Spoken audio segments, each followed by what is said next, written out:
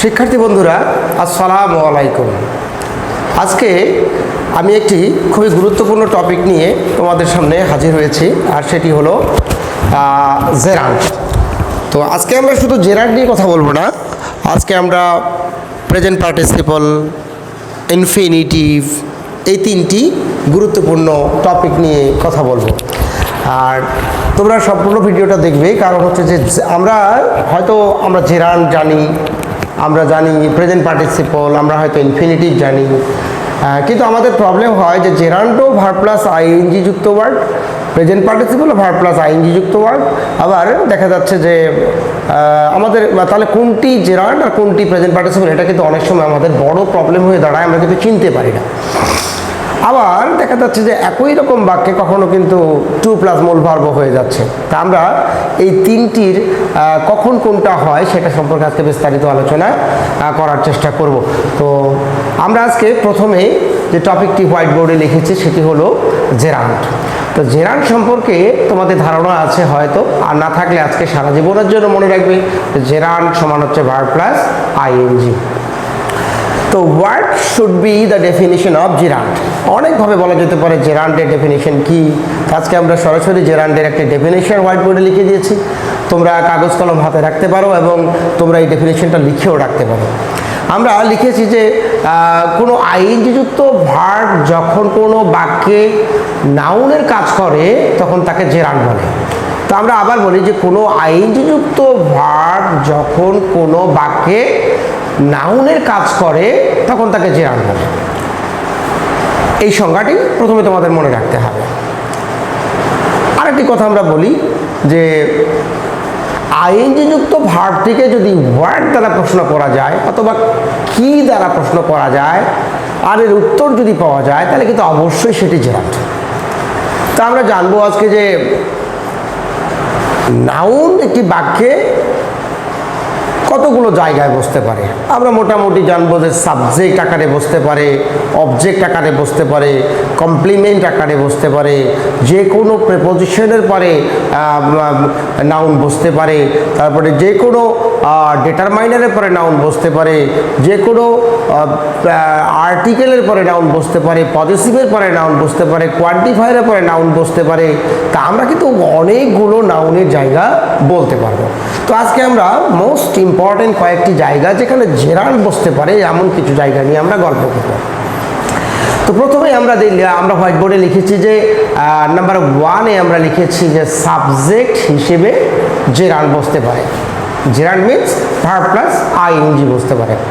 তো একটা এক্সাম্পল আমরা দিয়েছি যে ওয়াকিং কিপস আস হেলদি, হাঁটা স্বাস্থ্যের আমাদের কি করে, সুস্বাস্থ্যবান রাখতে সাহায্য করে। তো এই বাক্যের সাবজেক্ট কিন্তু হচ্ছে ওয়াকিং। ওয়াকিং কিপস আস হেলদি মানে হাঁটা আমাদের কি করতে পারে, আমাদের সুস্বাস্থ্যবান রাখতে সাহায্য করে। তো এই বাক্যের সাবজেক্টকে ওয়াকিং। এখন আমরা জানি যে সচরাচর যে ভার্বের পূর্বে কিন্তু সাবজেক্ট থাকে। এখানে ভার্ব কে আছে, কিপস, তো এর পূর্বে কে রয়েছে, ওয়াকিং, অতএব সাবজেক্ট। এখন তোমরা যদি এই ওয়াকিংকে কি দ্বারা প্রশ্ন করো যে কি আমাদের সুস্বাস্থ্যবান রাখতে সাহায্য করে, আমাদের উত্তর চলে আসবে ওয়াকিং। সো এখানে ওয়াকিং হচ্ছে সাবজেক্ট এবং এটি যেহেতু ভার্ব প্লাস আইএনজি অবস্থায় আছে, নাউনের জায়গায় বসেছে, অতএব এটি হচ্ছে জেরান্ড। আবার একটি উদাহরণ আমরা দেখতে পাচ্ছি যে eating sugar is bad for health, যে সুগার খাওয়া অথবা চিনি খাওয়া এটা স্বাস্থ্যের জন্য খারাপ। তো আমরা এখানে যদি বলি যে eating sugar is bad for health, তাহলে আমরা যদি এখানে দেখি যে এই যে আপনার ভার্ব হচ্ছে ইজ, এর পূর্বে কি বসেছে, ইটিং সুগার পুরোটাই বসেছে। তা আমরা যদি এখানে প্রশ্ন করি যে কি খাওয়া স্বাস্থ্যের জন্য ক্ষতিকর, ইটিং সুগার আসতেছে, তাহলে এখানে ইটিংটা কি হচ্ছে, এটাও কিন্তু এই ইটিংও কিন্তু কি করেছে, জেরান্ডের কাজ করেছে। তো তোমরা হয়তো বুঝতে পারতেছো যে সাবজেক্ট হিসেবে যখন কোনো ভার্ব প্লাস আইএনজি যুক্ত ওয়ার্ড বসে যায় তখন সেটা জেরান্ড। আর আরেকটি আমরা খুবই ইম্পর্টেন্ট একটি কথা বলেছি যে আইএনজি যুক্ত ভার্বটি হোয়াট অর্থাৎ কি এর উত্তর যদি দেয় তাহলে সেটা অবশ্যই জেরান্ড। 2 নম্বর আমরা লিখেছি যে অবজেক্ট হিসেবে জেরান্ড বসতে পারে। একটি হলো আমরা যদি বলি, সো আমরা প্রথমে জানবো যে অবজেক্ট কাকে বলে। তো অবজেক্ট কাকে বলে আমরা জানি যে বাক্যের ভার্বকে সাবজেক্টের সাথে কি বা কাকে দ্বারা প্রশ্ন করলে যে উত্তর পাওয়া যায় তাকে কিন্তু অবজেক্ট বলে। তোমরা ডেফিনেশনটা মনে রাখবে, তাহলে তোমাদের জন্য খুবই সুবিধা হবে। আমরা এখানে একটু দেখব যে সি এনজয়স ড্যান্সিং, সে নৃত্য পছন্দ করে বা নৃত্য করা পছন্দ করে। তা আমরা যদি এখানে বলি যে সে কি এনজয় করে, উত্তর আসবে ড্যান্সিং। তাহলে এখানে সাবজেক্ট প্লাস ভার্ব, এরপরে দেখা যাচ্ছে যে ভার্ব প্লাস আইএনজি হয়েছে এবং কি এর উত্তর দিচ্ছে। অতএব এটা কিন্তু অবজেক্ট এবং অবজেক্টের জায়গাটা কিন্তু নাউনের জায়গা এবং এই জায়গায় ভার্ব প্লাস আইএনজি হয়েছে, অতএব এটি জেরান্ড হয়েছে। নেক্সট এক্সাম্পল যে হি অ্যাভয়েডস গোয়িং দেয়ার, সে সেখানে যাওয়াটা অ্যাভয়েড করে বা এড়িয়ে যায়। আমরা যদি বলি সে কি এড়িয়ে যায়, সেখানে যাওয়াটা এড়িয়ে যায়, অর্থাৎ কি এর উত্তর দিচ্ছে। অ্যাভয়েড একটি ভার্ব, তারপরে আরেকটি ভার্ব প্লাস আইএনজি হয়েছে, অতএব এটাও কিন্তু অবজেক্টের কাজ করেছে। আমরা অবজেক্টটা নাউনের কাজ করে, অতএব এখানে গোয়িংটা হলো জেরান্ড। নেক্সট আরেকটি এক্সাম্পল, আরেকটি জায়গা আছে নাউনের জায়গা, সেটি হলো প্রেপোজিশনের অবজেক্ট হিসেবে। এখানে একটি গুরুত্বপূর্ণ কথা আমরা বলি। তা আমরা যখন ছোট ক্লাসে পড়তাম তখন আমরা দেখেছি যে টিচাররা আমাদের দুইটা জিনিস আমাদের ব্রেনে এসেছিল, সেটি হলো একটা হলো বাই প্লাস জেরান্ড আর একটা হলো উইদাউট প্লাস জেরান্ড। তোমরা যদি বই পড়ে থাকো তাহলে তোমরা দেখবে যে আমাদের সিম্পল কমপ্লেক্স কম্পাউন্ড এখানেও কিন্তু একটি কথা বলা আছে যে বাই প্লাস জেরান্ড আর উইদাউট প্লাস জেরান্ড। তা আমরা এখানে একটা জিনিস ক্লিয়ার করতে চাই যে পৃথিবীতে যত প্রকার প্রেপোজিশন আছে তারপরে যদি ভার্ব বসে যায় সেই ভার্বের সাথে আইএনজি যুক্ত হয় এবং এটা জেরান্ড হয়ে যায়। তো সো আমরা শুধু বাই প্লাস জেরান্ড বা উইদাউট প্লাস জেরান্ড এর মাঝখানে আমরা কনফাইন্ড থাকবো না, আমরা আবদ্ধ থাকবো না। আমরা জানবো পৃথিবীতে যত প্রকার প্রেপোজিশন আছে তারপরে যদি ভার্ব থাকে এই ভার্ব প্লাস আইএনজি যুক্ত হয়ে সেটা কিন্তু কি হয়ে যায়, জেরান্ড হয়ে যায়। আর এটাকেই গ্রামারের ভাষায় বলছে প্রেপোজিশনের অবজেক্ট হিসেবে জেরান্ড বসে। সো একটা এক্সাম্পল আমরা দেখি, she is interested in painting, সে চিত্র আঁকায় বা ছবি আঁকায় আগ্রহী। She is interested in painting, সে ছবি আঁকাতে আগ্রহী। এখানে আমরা লক্ষ্য করি ইন কিন্তু একটি প্রেপোজিশন, এরপরে পেইন্টিং হয়ে গেছে, এটা হতেই হবে এবং যে কোনো প্রিপোজিশনের পরে ভার্ব প্লাস আইএনজি হয় এবং অতএব এটি জেরান্ড হয়েছে। আমরা যদি নেক্সট এক্সাম্পলটা দেখি, হি left without saying good bye, সে গুড বাই না বলেই, বিদায় না বলেই সে চলে গেল। তাহলে এখানে আমরা দেখতেছি যে he left without saying, without is a preposition word, এরপরে ভার্ব প্লাস আইএনজি হয়েছে, এতে এইটি 100% জেরান্ডের কাজ করেছে। আমরা আরও একটি দেখতে পাচ্ছি হোয়াইট বোর্ডে, সেটি হলো 4 নাম্বার, যে কিছু ভার্বের পরে আইএনজি হয়ে সেটাও কিন্তু জেরান্ড হয়ে যায়। আমরা এখানে কিছু ভার্ব অ্যাড করেছি, যেমন হচ্ছে like, worth, mind, feel, love, hate, start, stop, enjoy, avoid, consider, suggest, finish ইত্যাদি। এখন আমরা দেখব যে এই ভার্বগুলোর পরে আইএনজি যুক্ত হয়ে, এই ভার্বগুলোর পরে আইএনজি যুক্ত হয়ে জেরান্ডের কাজ করে। আচ্ছা কেন করে, দেখবে যে কি এর উত্তর দিচ্ছে। আবার যদি আমরা বলি দে স্টপড আর্গুইং, তারা তর্ক করা বন্ধ করলো বা করেছিল। দে স্টপড আর্গুইং, তারা তর্ক করা বন্ধ করলো। এখন আমরা যদি প্রশ্ন করি তারা কি বন্ধ করলো, উত্তর আসছে আর্গুইং, কি এর উত্তর দিচ্ছে এবং এটা কিন্তু অবজেক্টেরও কাজ করছে। আরেকটি হলো উই স্টার্টেড টকিং, আমরা কথা বলা শুরু করলাম বা করেছিলাম। আমরা কি শুরু করেছিলাম, কথা বলা শুরু করেছিলাম, এটাও অবজেক্টের কাজ করেছে। আর স্টার্টের পরে, স্টার্ট একটি ভার্ব, তারপরে যদি আরও একটি ভার্ব থাকে এরপরে আইএনজি যুক্ত হয়ে জেরান্ড হয়ে যায়। তাহলে মোট কথা আমরা তো আগেই জেনেছি যে কি জেরান্ড ভার্ব, কোনো ভার্ব প্লাস আইএনজি যুক্ত ওয়ার্ড কিসের উত্তর দেবে, কি এর উত্তর দেবে। সো লেটস আমরা 5 নাম্বারে কি ঘটবে সেটা একটু দেখে আসি। এখন আমরা আবার দেখতে পাচ্ছি যে আমরা এই যে নাম্বার 5-এ আমরা কম্পাউন্ড নাউন হিসেবে একটা কথা বলেছি। তো কম্পাউন্ড নাউন হিসেবে জেরান্ড কিন্তু বসতে পারে। আমরা দেখি there is a swimming pool in front of our college. আমাদের কলেজের সম্মুখে একটা সুইমিং পুল আছে। দেয়ার ইজ আ সুইমিং পুল, তো এ সুইমিং পুল পুরোটি হচ্ছে কিন্তু কম্পাউন্ড নাউন। এখন এটি কিন্তু এটা কিসের কাজ করেছে? এটি কিন্তু পুরোটাই জেরান্ডের কাজ করেছে। দেয়ার ইজ আ সুইমিং পুল, এখানে সুইমিংটা কিন্তু জেরান্ড, এটা কিন্তু ডিটারমাইনার। তাহলে সুইমিং পুল এটি কিন্তু জেরান্ডের কাজ করছে। জেরান্ড কিন্তু একটা জিনিস আমাদের বলা হয়নি যে জেরান্ড কিন্তু সর্বদা কিসের কাজ করবে? নাউনের কাজ করবে। জেরান্ড কিন্তু সর্বদা কিসের কাজ করবে? নাউনের কাজ করবে। তো এটা আমরা মনে রাখবো যে there is a swimming pool in front of our college. আমাদের কলেজের সামনে একটি সুইমিং পুল আছে। আচ্ছা, নেক্সট একটা এক্সাম্পল আছে যে I have a reading room. আমার একটা পড়ার ঘর আছে। আবার কি আছে? রিডিং রুম, একটি পড়ার ঘর আছে। অতএব এখানে রিডিংটা কিন্তু যা আপনার জেরান্ড এবং নাউনের কাজ করেছে। তো আরেকটা জিনিস, নাম্বার 6-এর একটি এক্সাম্পল আমরা দেখি। এখানে দুইটি কথা আমরা ব্যবহার করেছি, যেমন ইট ইজ নো ইউজ, এরপরে কিন্তু ভার্ব প্লাস আইএনজি হয়ে কি হয়? জেরান্ড হয়ে যাওয়া, জেরান্ডের কাজ করে। তো it is no use talking to her, তার সাথে কথা বলার কোনো দরকারই নেই। বাংলাটা ঠিক এরকম আসবে। দেয়ার ইজ নো পয়েন্ট, দিয়ে একটা এক্সাম্পল আছে, there is no point going to market. তাহলে বাজারে যাওয়ার কোনো মানেই হয় না বা প্রয়োজন নেই। There is no point going to market. তাহলে আপনার এখানেও কিন্তু গোয়িংটা কিসের কাজ করলো? জেরান্ডের কাজ করেছে। শিক্ষার্থী বন্ধুরা, এখন আমরা যে বিষয়টা নিয়ে একটু গল্প করব সেটি হলো যে একটু আগে আমরা যেটা শিখতেছিলাম সেটি কিন্তু জেরান্ড নিয়ে আমরা মোটামুটি বিস্তারিত দিয়েছি। এখন আমরা প্রেজেন্ট পার্টিসিপল নিয়ে জানব। দেখো, আমরা কিন্তু প্রেজেন্ট পার্টিসিপল সমানও কিন্তু ভার্ব প্লাস আইএনজি। আর একটু আগে বলে যে জেরান্ড কি? জেরান্ড সমানও ভার্ব প্লাস আইএনজি। তাহলে তফাৎ কোথায়? হ্যাঁ, আমরা তফাতে অবশ্যই যাব। তার আগে আমরা প্রেজেন্ট পার্টিসিপল সম্পর্কে একটু জেনে আসি। তো একটি কথা খুবই ইম্পর্টেন্ট যে জেরান্ড কিসের কাজ করেছে?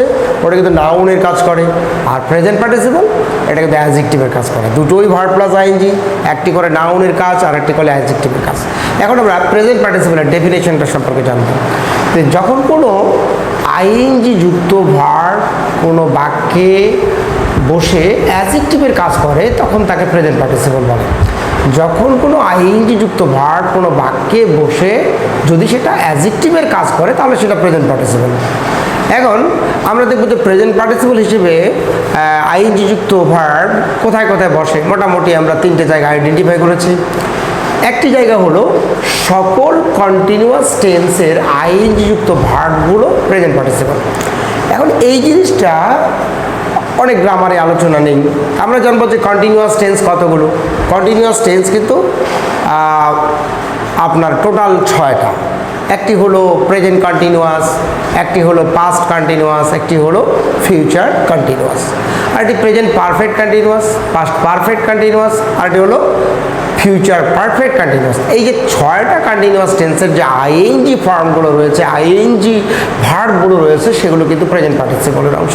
এটি একটি মানে ভালো একটি ইনফরমেশন, যেটা প্রেজেন্ট পার্টিসিপল সম্পর্কে তুমি যদি ভালো জানতে চাও তাহলে সেগুলো জানতে হবে। তাই আমরা টেন্স সম্পর্কে অনেকের ধারণা ভালো আছে, এই জন্য আমরা ওই টেন্সে আর গেলাম না। আমরা এবার সরাসরি দ্বিতীয় অ্যাডজেক্টিভ হিসেবে যে আপনার প্রেজেন্ট পার্টিসিপল বসে সেটা নিয়ে আলোচনা করবো। আমরা একটা এক্সাম্পল দিয়েছি, এখানে অ্যাডজেক্টিভ হিসেবে বসে।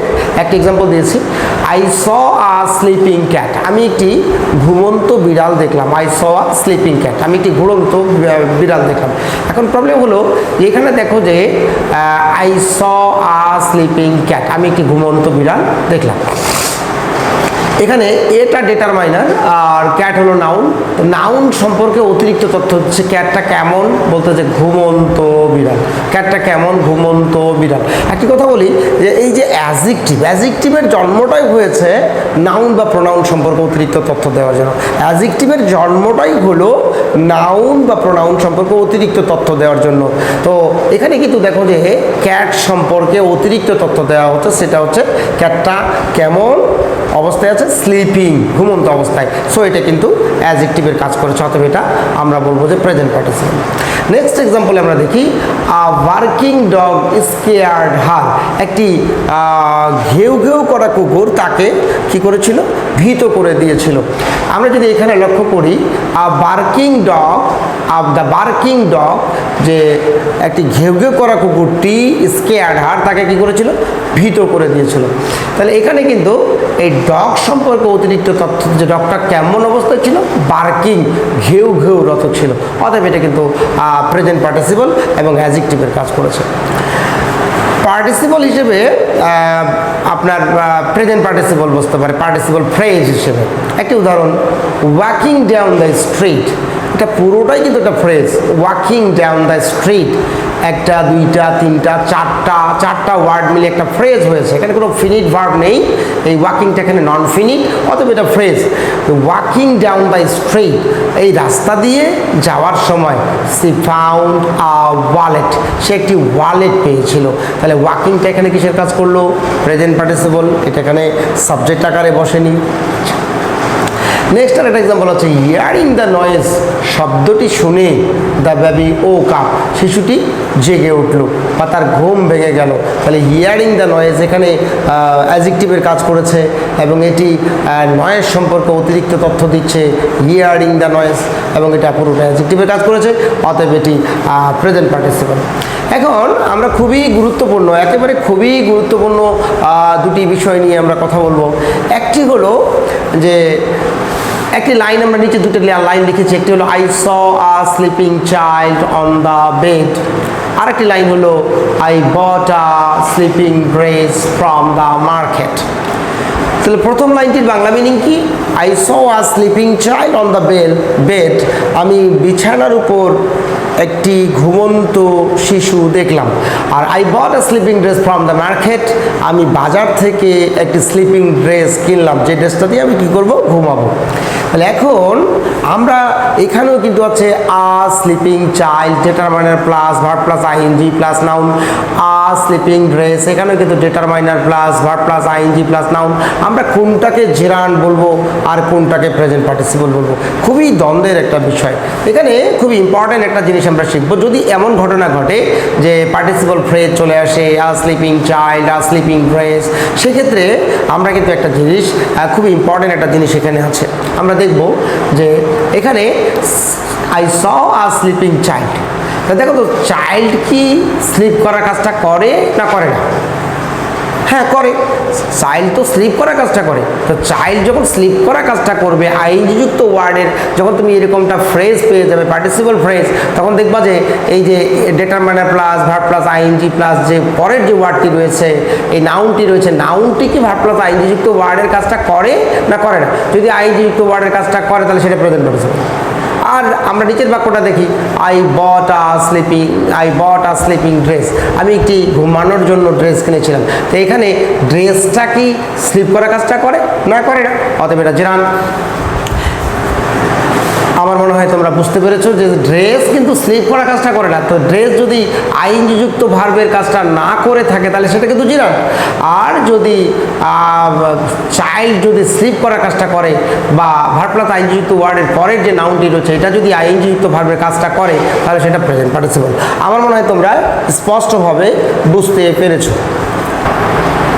শিক্ষার্থী বন্ধুরা, এখন আমরা দেখবো যে আইএনজিযুক্ত ভার্বটি এটা কি জেরান্ট না পার্টিসিপল।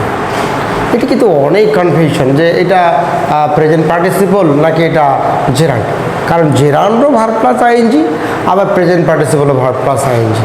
তাহলে আমরা কিভাবে আইডেন্টিফাই করব?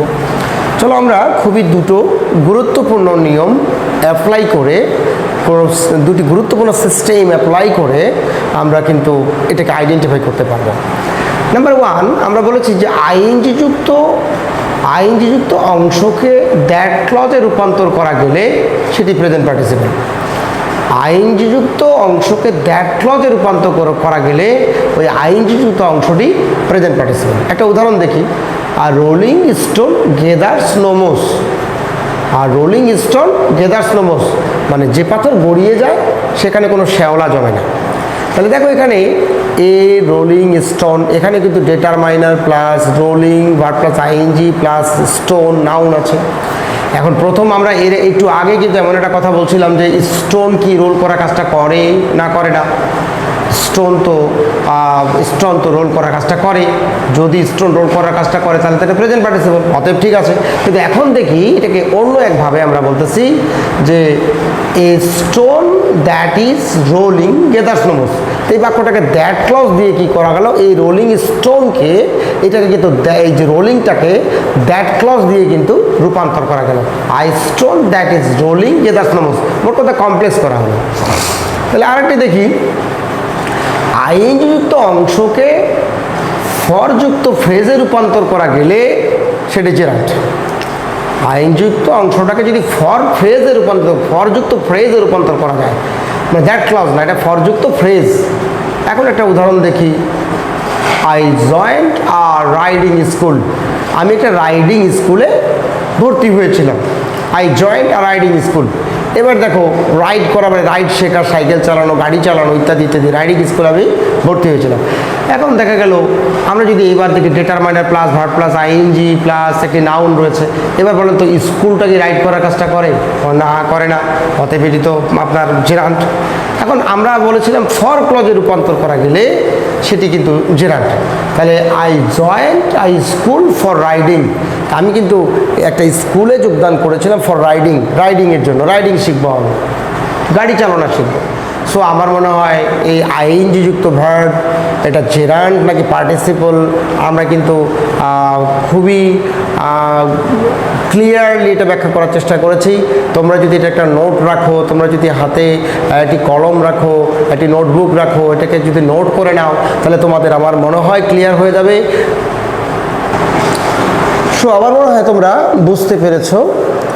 আর কোনো অংশে বুঝতে অসুবিধা হলে তোমরা কমেন্ট বক্সে একটু কমেন্ট করে জানাবে কেমন হলো, কেমন মনে হচ্ছে তোমাদের ক্লাসটা, নাকি আরও ক্লিয়ার করতে হবে নাকি ঠিক আছে, এগুলো কমেন্ট বক্সে জানালে মানে I will be inspired for making another video. তো সো আমি নেক্সট যে ভিডিওটা বানাবো সেটা অবশ্যই গ্রামারের কোনো গুরুত্বপূর্ণ অংশ নিয়ে। আর সেই পর্যন্ত ধন্যবাদ। আর তোমাদের মতামত কিন্তু তোমরা অবশ্যই জানাবে, যেটা আমাকে অনুপ্রাণিত করবে। Thank you everybody.